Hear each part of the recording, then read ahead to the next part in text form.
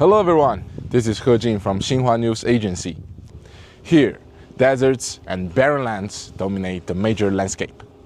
For generations, people here have lived alongside harsh environments and strove to combat desertification. Let's go.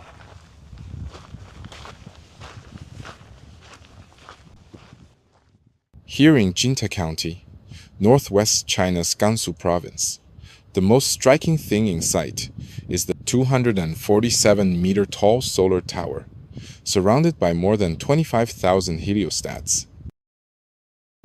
This is Jinta 100-megawatt molten salt tower solar thermal power station, a major desert renewable energy demonstration project. Let's take a closer look at how this giant solar power battery works. The station has a total of 25,594 heliotates, each covering 30 square meters.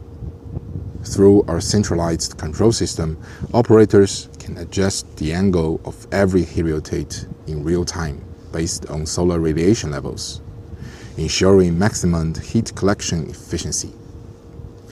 Hello, Mr. Huang. Can you briefly explain in the simplest term how solar thermal power generation works? We can think of it as a giant solar cooker. The heliostates concentrate sunlight onto the solar tower, heating molten salt from over 300 degrees Celsius to about 565 degrees Celsius. The hot molten is then stored in large thermal storage tanks. When electricity is needed, the heat stored in the molten salt is used to produce steam, which drives a turbine and generates electricity. So what makes this power station different from other solar power plants? Unlike conventional solar power systems, solar thermal technology uses molten salt to absorb and store solar energy before converting it into electricity.